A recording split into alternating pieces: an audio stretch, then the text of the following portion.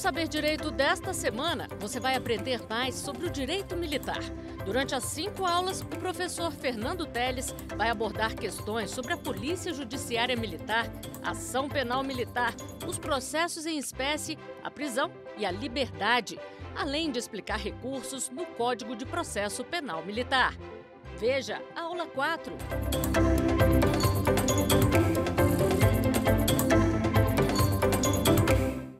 Olá, espectadores do Saber Direito. Meu nome é Fernando Teles, sou promotor de Justiça Militar e estou aqui em mais uma aula com vocês, hoje para conversar sobre processo penal militar, mais especificamente, falar um pouco sobre prisão e liberdade no processo penal militar. Então, na aula de hoje, nós vamos abordar tanto as hipóteses de prisões cautelares, como também vamos falar um pouco sobre liberdade provisória, falar sobre o Instituto da Menagem, que é um instituto diferente do que existe no processo penal comum. Vamos falar também sobre as medidas cautelares diversas da prisão, se são cabíveis ou não no processo penal militar. Apenas para recapitular, nas aulas anteriores falamos sobre polícia judiciária, a composição da Justiça Militar da União, do Ministério Público Militar, que atua perante a JMU. Falamos sobre os órgãos jurisdicionais que compõem a JMU, a Justiça Militar da União. Falamos sobre os instrumentos de investigação, inquérito policial militar, instrução provisória de deserção e submissão, auto de prisão em flagrante. Falamos sobre as questões principiológicas que envolvem o inquérito policial militar. Depois, passamos pelo exercício da titularidade da ação penal, como funciona a classificação, a natureza da ação penal militar, pública incondicionada, pública condicionada à requisição ou representação, ação penal privada subsidiária da pública. Como funciona isso em cada hipótese? Depois, partimos para o estudo das fases dos procedimentos, procedimento ordinário, procedimentos especiais, as controvérsias. Falamos também sobre institutos despenalizantes, direito penal negocial, tudo isso dentro do processo penal militar. Nessa nossa aula, nesse passeio que fazemos, desde o fato delituoso até a sentença e os recursos, nós vamos passear por todo o processo, a investigação, o processo. Já cumprimos um pedaço considerável desse roteiro, mas antes de chegar no grande final do processo, nós temos que falar necessariamente sobre as cautelares, privativas de liberdade, que são também um importante instrumento de efetividade do processo penal, no caso, processo penal militar. Nesse sentido, cumpre primeiro a mim informar a vocês que também toda a base principiológica do processo penal comum, no que tange a prisão e liberdade, também aqui é vigente.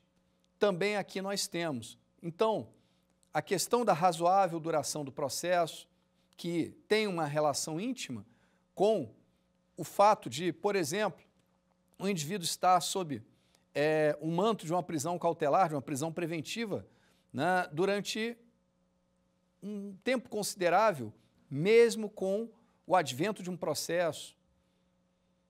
A questão, né, tratada pelos tribunais superiores sobre a contemporaneidade da prisão, como é interpretado isso, também vale para o processo penal militar. Se aqueles fundamentos fáticos que ensejaram a prisão preventiva, não obstante o tempo tenha passado, se aqueles fundamentos fáticos são os mesmos, a prisão preventiva vai se manter.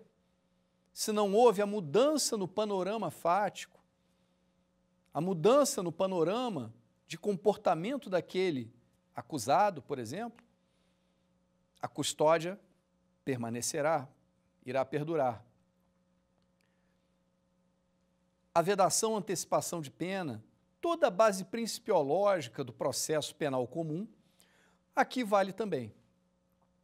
Estamos a tratar de um processo penal, só que especializado. Então, naturalmente, nós bebemos na fonte do processo penal comum. E vamos ver que pegamos emprestado alguns dispositivos para nosso socorro e para viabilizar determinadas cautelares, né? Viabilizar a aplicação de determinados institutos. Pois bem, venha comigo. Quando começamos a estudar prisão e liberdade no Código de Processo Penal Militar, no processo penal militar, nós temos que pensar, sobretudo, na disciplina que nos foi proposta pelo legislador lá em 69. Em 69, quando foi elaborado o Código de Processo Penal Militar, a realidade era muito diversa daquela que ocorre hoje.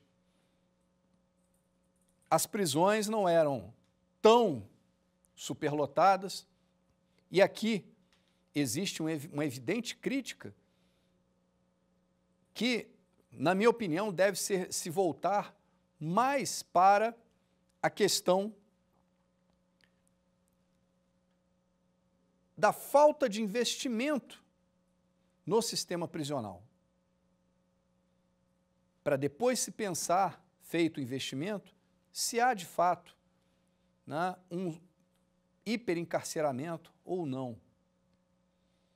Mas é uma crítica minha, não falo pela instituição, mas, de fato, como também sou autor, como também trabalho doutrinariamente, também existe me permito fazer essa breve crítica.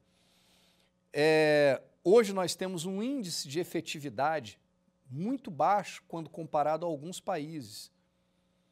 Então, o índice de apuração de infrações penais é muito menor do que aquele ideal, que é aquele que minimamente se entende como necessário como fator de estabilização da sociedade.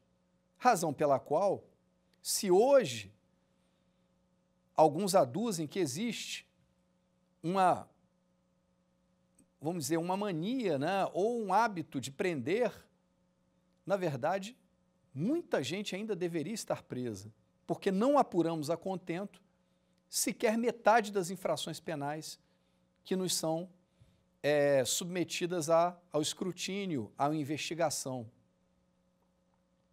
Então, observem que isso é um fator interessante de reflexão. Mas, voltando, em 69 o panorama era distinto. E o legislador entendeu que era melhor termos apenas a dicotomia entre prisão e liberdade. No CPPM, no Código de Processo Penal Militar, nós temos uma situação em que o indivíduo, ele, uma vez preso, por exemplo, preso em flagrante, ele tem em seu favor a possibilidade da liberdade provisória ou, de forma dicotômica, a prisão preventiva. Para não dizer que é totalmente dual, que só existem essas duas possibilidades, mas são as duas principais possibilidades, existe também a chamada menagem, que eu vou abordar posteriormente. Mas o fato é que a ideia foi uma dicotomia entre prisão e liberdade. Não há, como hoje existe, com o advento do artigo 319 do CPP, as cautelares diversas da prisão. Não havia essa possibilidade. De tal forma que hoje existe um sem número de possibilidades de restrição ao indivíduo, sem que se tenha necessariamente que prendê-lo preventivamente. Nesse contexto, vamos começar a trabalhar as hipóteses. Primeiro, né, vamos falar um pouco da prisão em flagrante. Então, A prisão em flagrante, ela é disciplinada nos artigos 243 e 244 do Código de Processo Penal Militar, no qual, principalmente, os seguintes, mas principalmente esses, no qual o legislador estabeleceu exatamente as mesmas hipóteses flagranciais que o legislador do CPP também o fez. O indivíduo está praticando, cometendo o crime, acabou de cometer, foi encontrado logo após, de maneira que se possa supor ter sido ele o autor da infração, foi perseguido, né, e encontrado depois com instrumentos, papéis, documentos, armas, enfim, que presumam que ele foi o autor do fato, de tal forma que essas hipóteses de flagrantes próprios, ditos próprios, impróprios e presumidos, são as mesmas classificações que nós temos no processo penal comum, sem qualquer exceção. E a questão do flagrante do crime permanente, que continua, né, da mesma forma que na legislação comum. Aquele que se encontra ainda em situação de permanência, está permanentemente, está constantemente em uma situação flagrancial e poderá ser preso a qualquer momento. Não há novidade nisso. Então, essa é a primeira hipótese de prisão cautelar no âmbito processual penal militar. Pois bem, nós temos, depois, em nosso socorro, nós temos as outras hipóteses de prisões cautelares. Vou falar primeiro da prisão temporária. Antes de 2017, como já mencionei na outra aula, os únicos tipos penais passíveis, né, de se configurar como crimes militares eram aqueles tipos penais constantes do CPM. E aí, quando pensávamos na lei da prisão temporária, se você consultar a lei da prisão temporária, você verá que o legislador colocou, em quase a totalidade das possibilidades, o artigo do tipo penal, né? O artigo do Código Penal comum. De modo que isso, até 2017, inviabilizava completamente o manejo da prisão temporária no processo penal militar. Hoje, o quadro se alterou. Quando falo hoje, eu falo após a Lei 13.491 de 2017, quando surgiu no ordenamento jurídico essa lei que alterou e ampliou a competência da justiça militar, das justiças militares, e os crimes militares passaram a abranger não só os tipos penais do CPM, mas também de toda a legislação penal.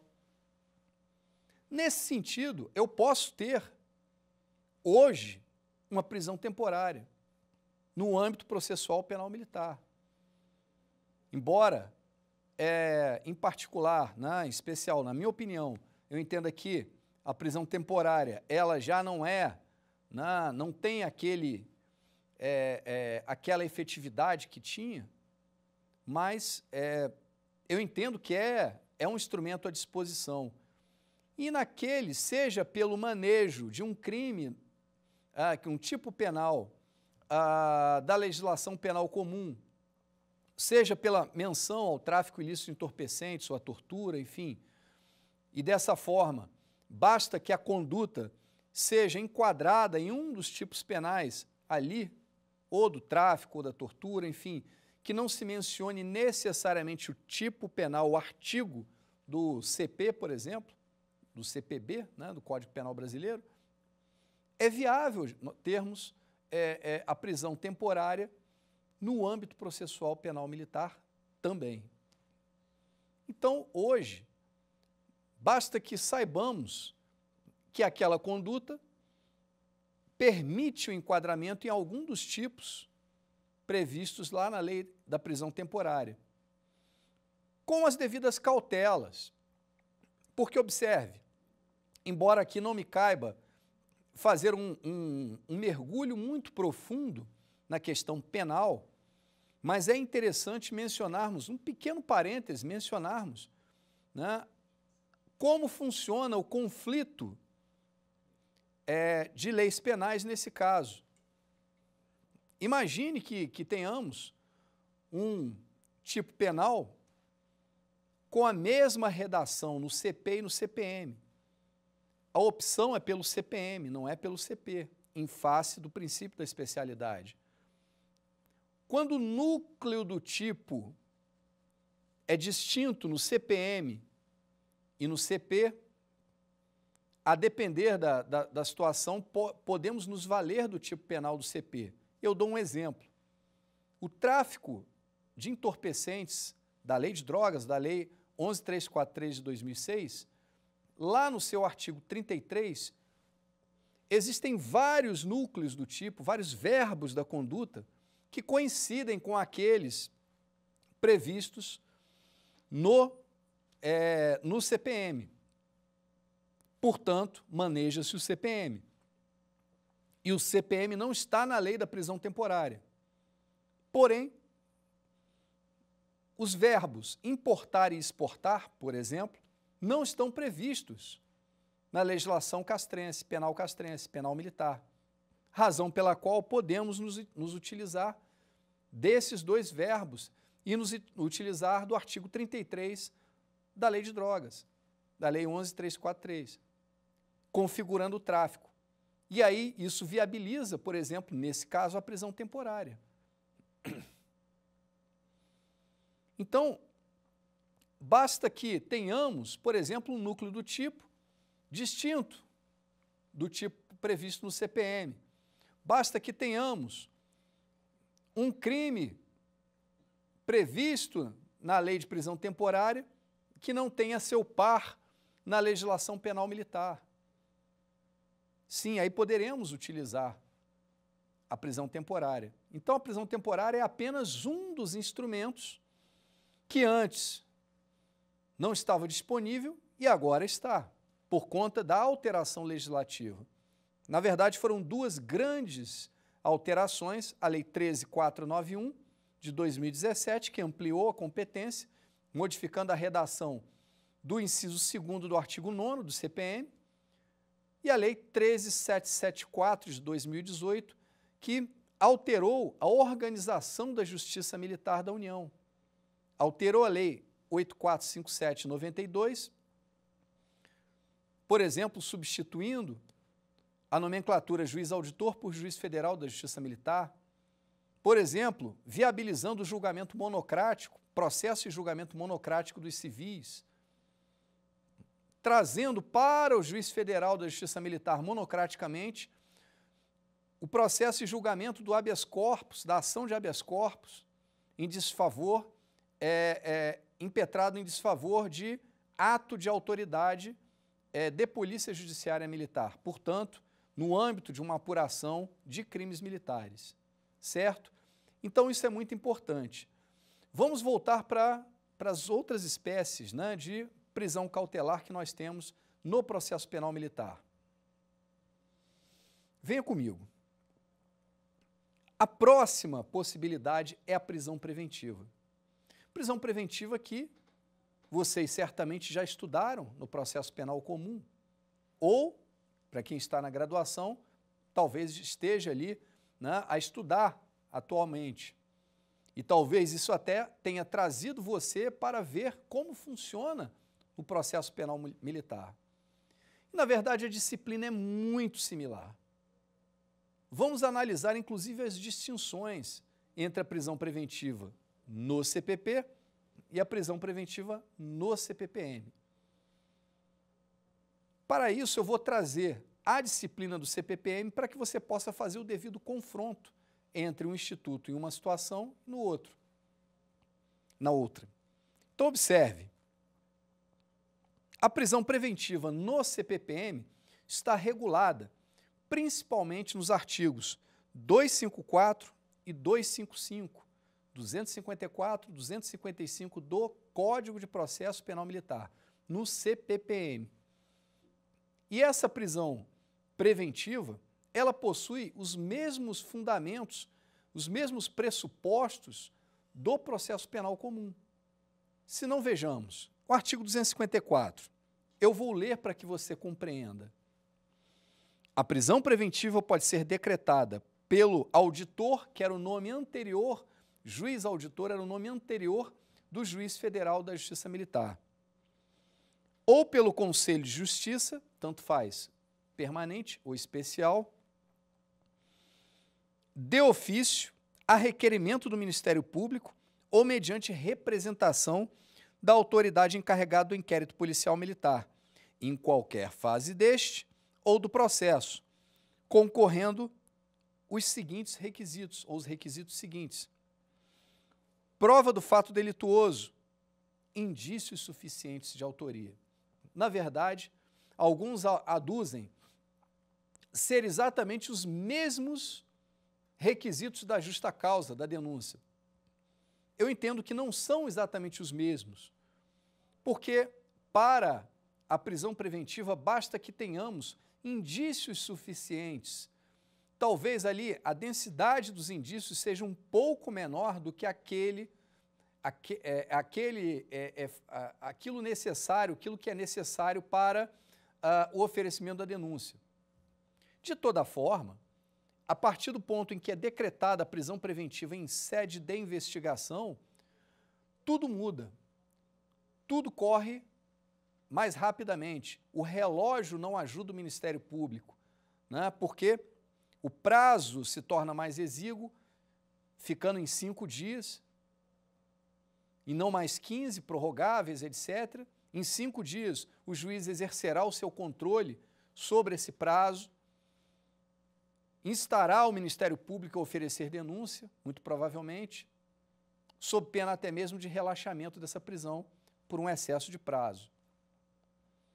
Porém, é importante que tenhamos também, né, no caso da decretação de prisão preventiva em sede da investigação, que se tenha já praticamente tudo pronto para o oferecimento da denúncia. Logicamente, partindo-se do pressuposto que há necessidade de haver o requerimento de prisão preventiva ao juízo. Então, observe, o que eu acho admissível nesse caso é que tenhamos o pedido de prisão preventiva, por exemplo, vou dar um exemplo aqui, sabemos que há um risco de fuga daquele investigado, porém faltava vir aos autos uma perícia que estava em fase final de conclusão ou alguma informação relevante que era faltante, era essencial para o oferecimento da denúncia. E naqueles 5 dias, essa informação vem aos autos, de modo que antes já havia indícios suficientes para a decretação da preventiva, porém não para o oferecimento da denúncia, a acusação formal. E naqueles 5 dias, houve o suprimento daquela pequena lacuna, aquele documento, aquele fator essencial para a propositura da ação penal. Então, é importante que se tenha em mente, né, o trabalho coordenado para evitar relaxamentos. Tá? E também é muito relevante a gente conversar um pouco sobre alguns aspectos. O fato de a prisão ser decretada de ofício. Na verdade, temos que obedecer todas as decisões, né, a jurisprudência do Supremo Tribunal Federal, do Superior Tribunal de Justiça, que também tem a sua influência no caso da Justiça Militar da União, embora o STJ, no caso da Justiça Militar da União, ele tenha mais influência nos conflitos de competência, porque aí tem base constitucional no artigo 105, a linha D, né? Mas, de toda forma, a jurisprudência do STJ também é sempre considerada, né, quando se fala sobre a utilização, né, o manejo de institutos do CPP, por exemplo. Então, é sempre relevante. Mas, sobretudo, a jurisprudência do STF sobre as prisões cautelares, especificamente sobre a preventiva, o cabimento ou não da prisão preventiva de ofício.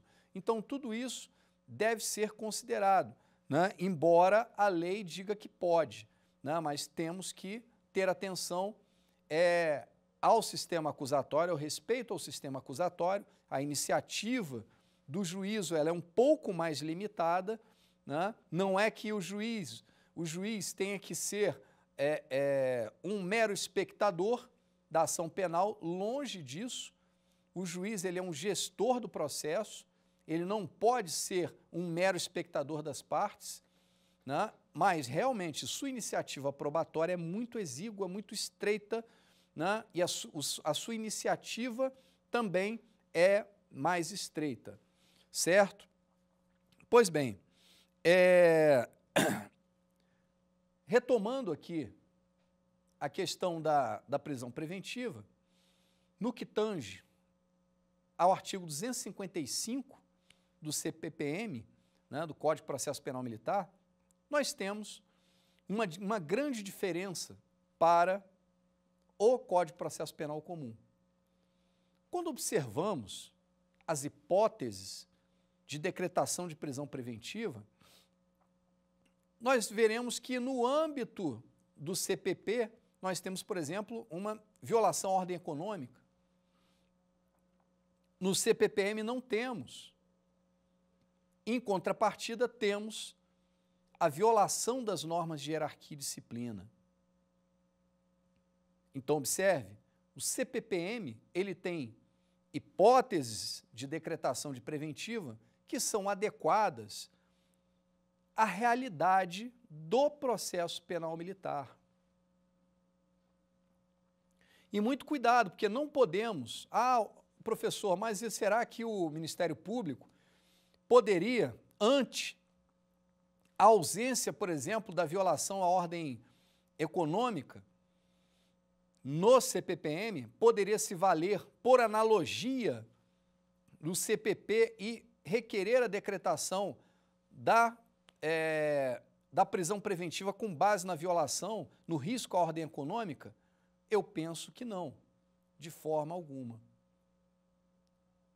Primeiro argumento é que seria uma analogia em malam partem, uma analogia para piorar a situação daquele investigado, o que é vedado se tratando de lei penal, né? E, na verdade, aqui, quando se fala em prisão, fala-se também, não se deixa de falar em pena, né? Em prisão, na verdade, se houver uma condenação, inclusive há a detração. Então, é inequívoco que tem uma relação também com o direito material. Então, é vedada essa analogia em malam partem. E, por um outro lado, a questão da adequação da questão da ordem econômica aos fundamentos do processo penal militar e até mesmo da questão do próprio tipo penal em que se enquadraria aquele sujeito, a conduta daquele sujeito, né? Evidentemente, se o Ministério Público pretende denunciar o sujeito por um delito que tenha uma expressão econômica, há que se ter cuidado, porque se não é um crime patrimonial, por exemplo, se é, né, um crime contra a ordem econômica, que envolva a ordem econômica, né, muito provavelmente o bem juridicamente protegido por essa norma penal não se enquadrará na violação às instituições militares, se enquadrará na violação à ordem econômica, a outros parâmetros normativos, mas não às instituições militares, que é uma condição sine qua non para configurar-se como algo como crime militar. Pois bem, então não se pode, né, utilizar, por exemplo, a ordem econômica lá do CPP. Então, temos que nos valer das próprias hipóteses constantes do 255, certo?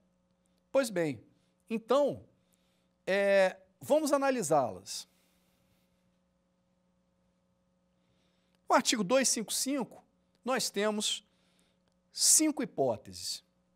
A prisão preventiva, além dos requisitos do artigo anterior, deverá fundar-se em um dos seguintes casos: garantia da ordem pública, jurisprudência tranquila dos tribunais superiores de que a garantia da ordem pública é fator que viabiliza a decretação de prisão preventiva.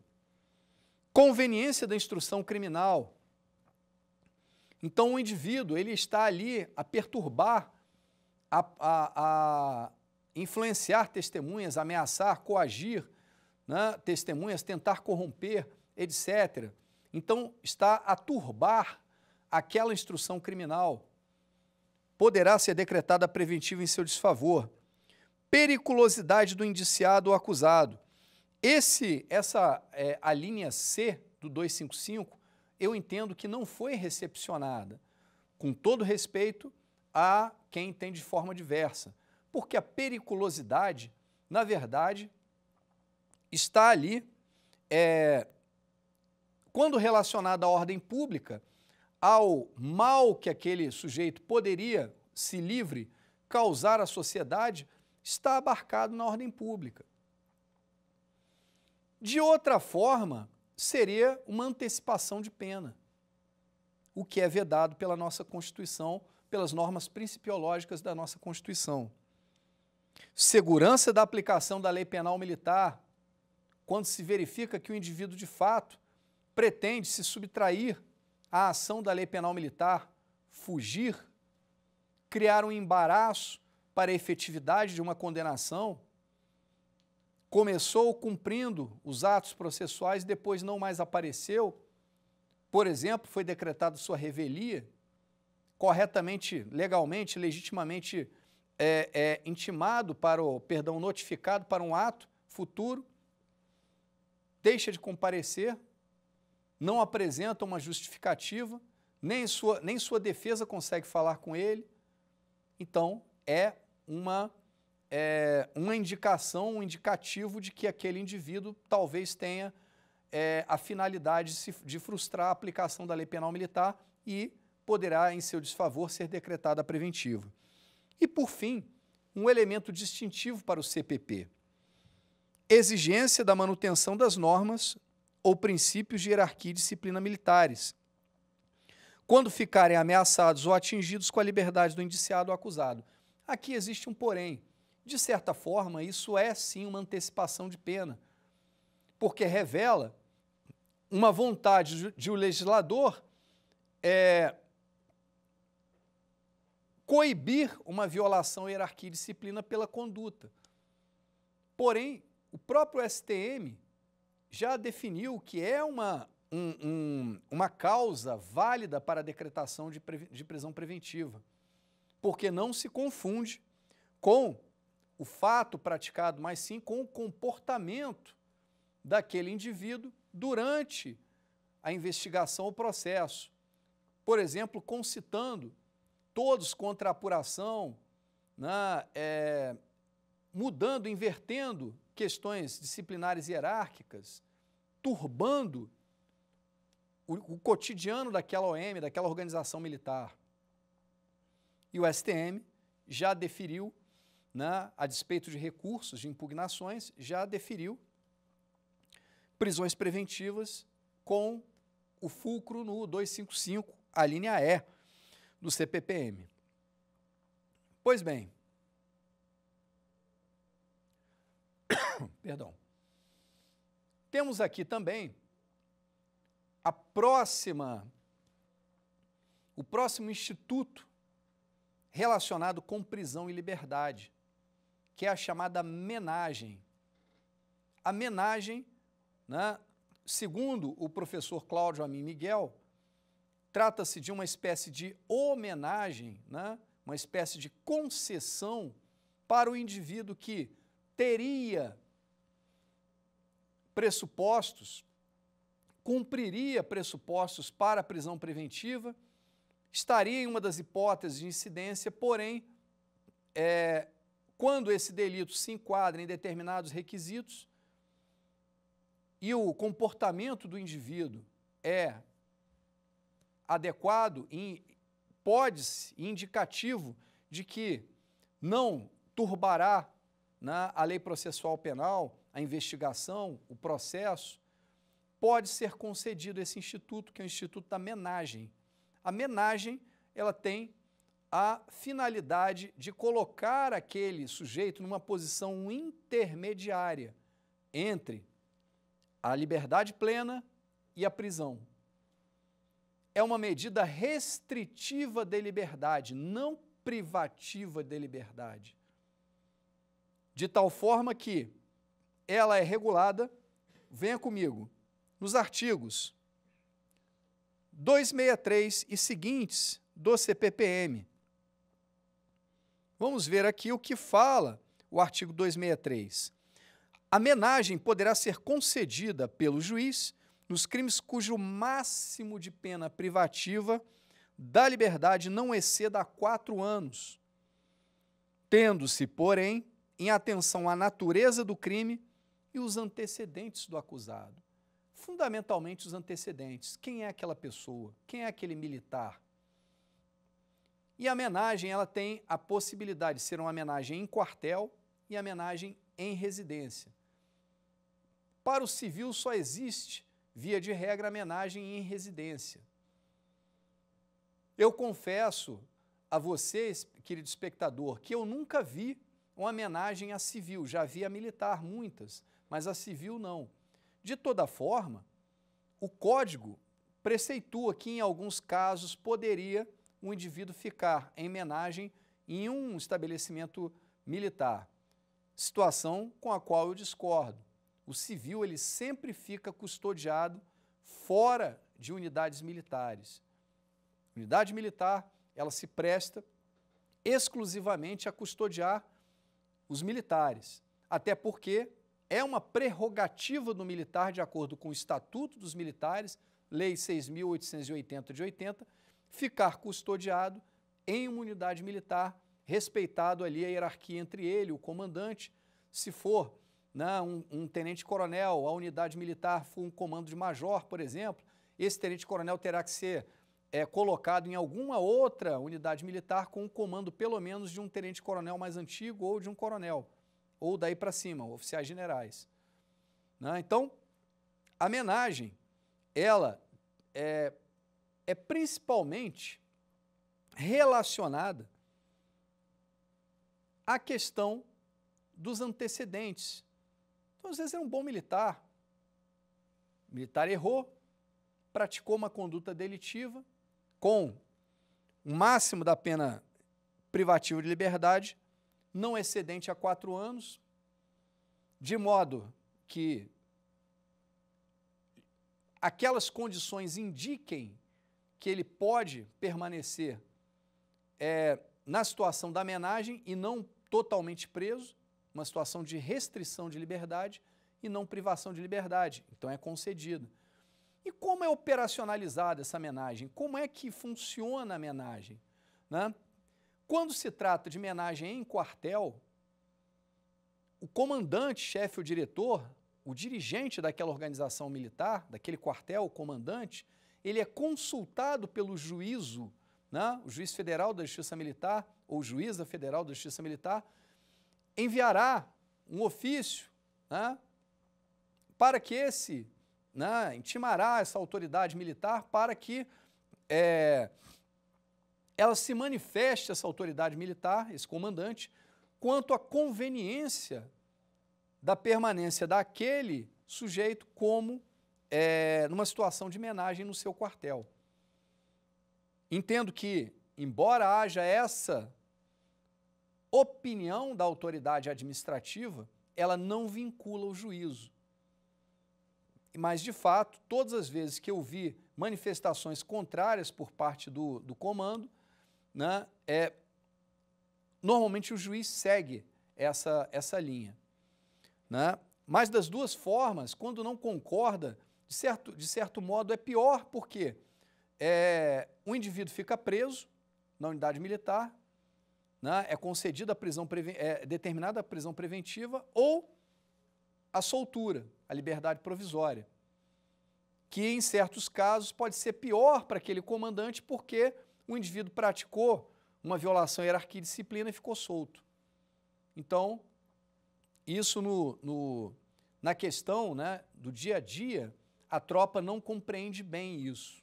Então, é um elemento de prática, né, então, às vezes, que deve ser considerado. E, às vezes, o comandante não concordar com a homenagem pode ser até pior para ele. Mas o fato é que, primeiro, consulta-se o comando daquela organização militar e depois pode ser concedida a homenagem. Se a homenagem for concedida, esse indivíduo ele ficará restrito intramuros da unidade militar. Ele pode trafegar, andar, pode trabalhar lá dentro, pode cumprir seu expediente normalmente, porém, ficará restrito intramuros. Não poderá sair da unidade militar. Se o fizer, muito provavelmente essa homenagem será cassada e será convertida em prisão preventiva, dado o fundamento, né, na possibilidade de fuga daquele indivíduo. Pois bem, é importante saber o seguinte, né? O artigo 264, ele detalha como funciona a homenagem a civil e a militar. E diz que a homenagem a militar poderá efetuar-se no lugar onde resida, quando ocorreu o crime, né, que residia onde ocorreu o crime, ou na sede do juízo, ou atendendo seu posto em graduação em quartel. A homenagem a civil será no lugar da sede do juízo ou em lugar sujeito à administração militar, situação com a qual eu não concordo, e parte da doutrina também, se assim o entender necessário a autoridade que a conceder. Pois bem, o que é importante, né, é que são duas particularidades. Quem pratica o crime de insubmissão, que já foi dito anteriormente, que é aquele delito que o civil pratica quando vai para a prestação de serviço militar inicial e passando por todas as fases do recrutamento, alistamento, seleção, convocação, quando ele vai para a incorporação, ele é convocado para se incorporar nas fileiras daquela Força Armada, tal dia, tal hora, né, começar o processo de incorporação, e aí ele se ausenta. Né, é considerado um crime militar, artigo 183 do CPM. Né, e quando ele é capturado ou se apresenta voluntariamente, ele tem o quartel por homenagem, ou seja, o insubmisso ele não fica preso em barras, né, ele não fica encarcerado, ele ficará necessariamente numa situação intramuros, ele ficará em homenagem. E por que isso? Eu conto para você. Aquele que vai se apresentar, né, para o serviço militar, vai começar o serviço militar, ele tem que cumprir uma série de instruções militares, ele tem um programa de adestramento. Se ele se ausenta do ato de incorporação, pratica a insubmissão, quando ele retorna, ele tem que passar por todo o processo, se estiver rígido fisicamente, mentalmente, para o serviço militar. Então, submetido à inspeção de saúde, é verificado. Tem aptidão para o serviço militar, ele será incorporado. E por que ele é colocado em homenagem e não na prisão? Para que ele possa cumprir o expediente, receber as instruções militares e servir normalmente. Né? Então, essa é a finalidade da homenagem ao insubmisso. Tá?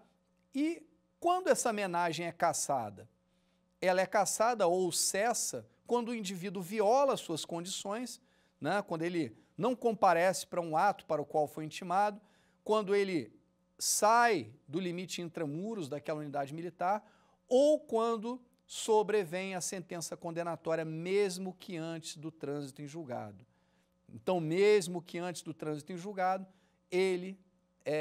essa homenagem é cassada, certo? E aí o juízo pode definir se convolará em uma prisão preventiva ou lhe concederá a liberdade plena, certo?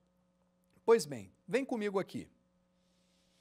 Nós temos o seguinte, ainda no artigo, em relação à prisão, temos ainda a chamada detenção do indiciado, né, que é o artigo 18 do CPPM. E observe como é esquisito o artigo 18. Não era à época, mas hoje o é. Por quê? Independentemente do flagrante delito, o indiciado poderá ficar detido durante as investigações policiais até 30 dias, comunicando-se a detenção à autoridade judiciária competente. Esse prazo poderá ser prorrogado por mais 20 dias, aí vem pelo comandante da região militar, distrito naval, etc., etc., mediante solicitação fundamentada do encarregado do inquérito e por via hierárquica.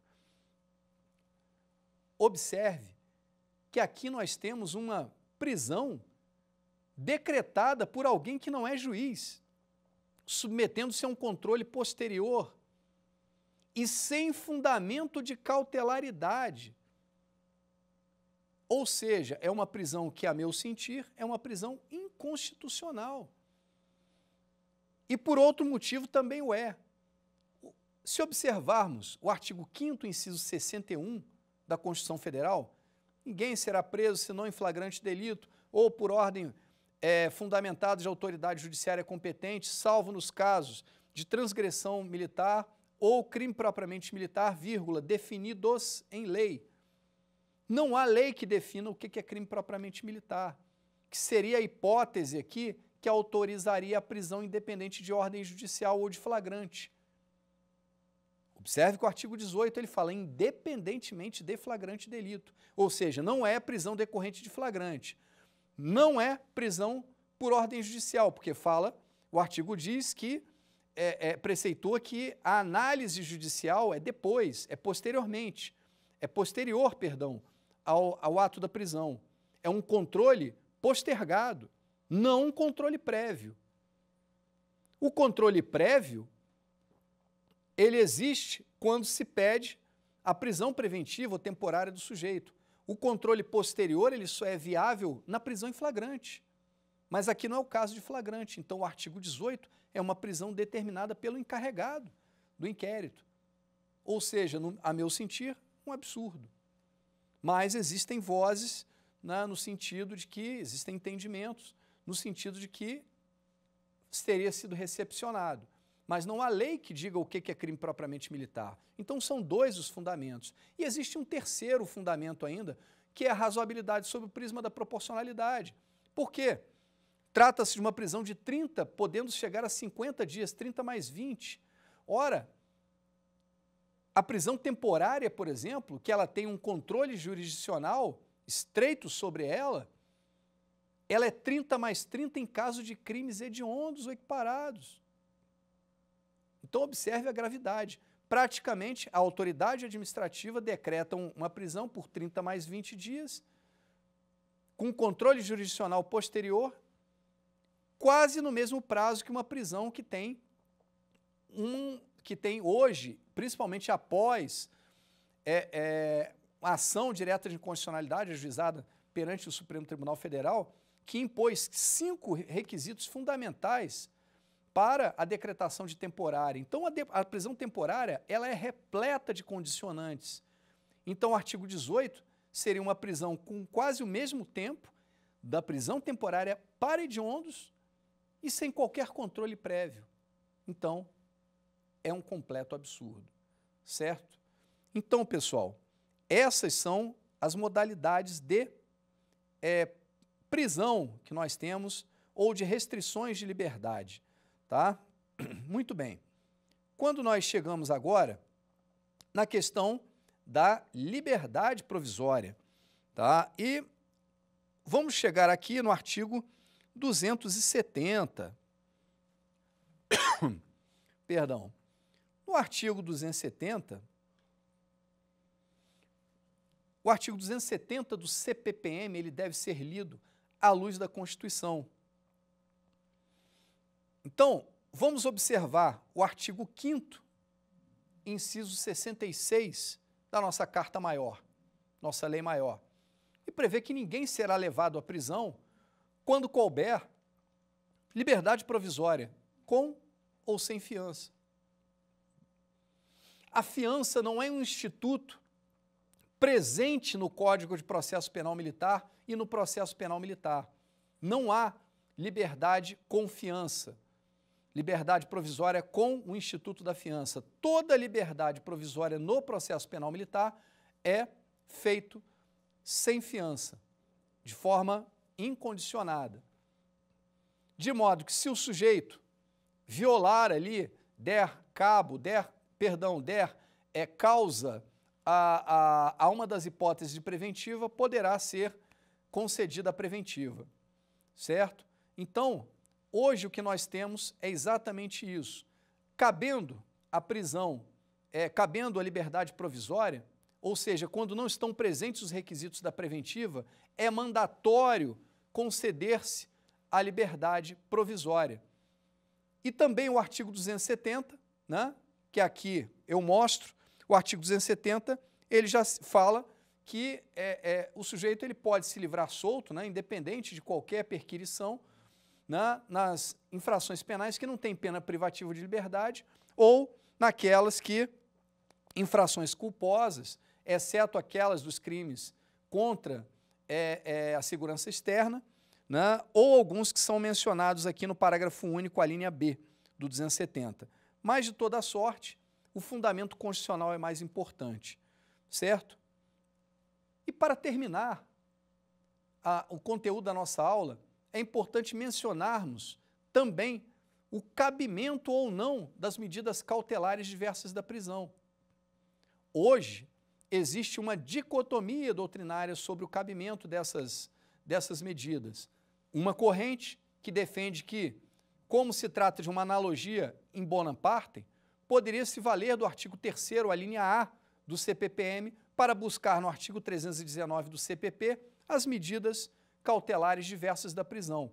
E uma outra corrente, que é seguida por parte dos ministros do STM, sustenta que não é cabível a concessão de medidas cautelares diversas da prisão em face da especialidade do processo penal militar, em face da ausência de previsão legal no CPPM. Finda a aula, né? Terminado o conteúdo, vamos então para o nosso quiz.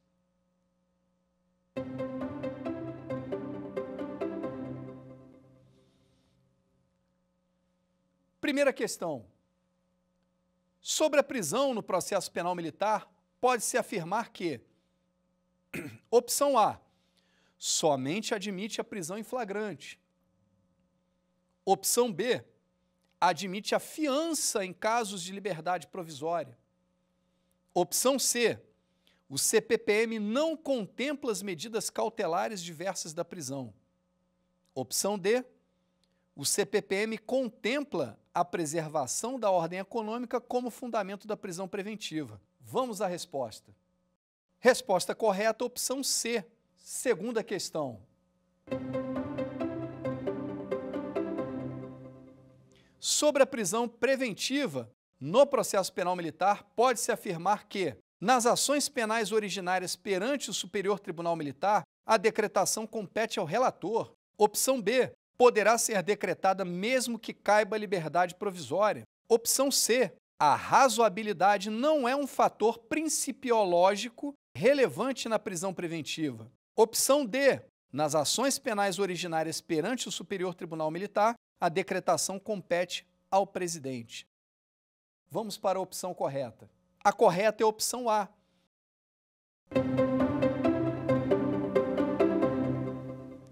Sobre a liberdade provisória no processo penal militar, pode-se afirmar que, opção A, pode ser admitida com ou sem fiança no processo penal militar.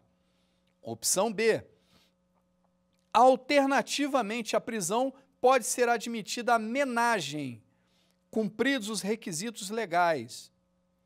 Opção C, não há possibilidade, segundo a doutrina, de aplicação de medidas cautelares diversas da prisão em nenhuma hipótese. Opção D, não pode ser negado no processo penal militar ao investigado ou acusado por crime apenado com detenção. Vamos à resposta correta. Resposta correta, opção B. Por que a opção A está incorreta? Porque fala da fiança. Por que a opção C está incorreta? Porque a doutrina ela é divergente quanto à aplicação das medidas cautelares diversas da prisão. E a opção D, por que está incorreta? Ela pode ser negada, sim, a liberdade pode ser negada no processo penal militar ao investigado ou acusado que praticou, em tese, crime apenado com detenção. O artigo 270 apresenta diversas exceções. Após o nosso quiz, cumprida a nossa matéria da aula de hoje, eu me despeço deixando um abraço a todos. Até a próxima. Quer dar alguma sugestão de tema para os cursos do Saber Direito? Então mande um e-mail para a gente, saberdireito@stf.jus.br. Você também pode estudar pela internet. Acesse o nosso site radioetvjustiça.jus.br ou pode rever as aulas no canal do YouTube, @Rádio e TV Justiça.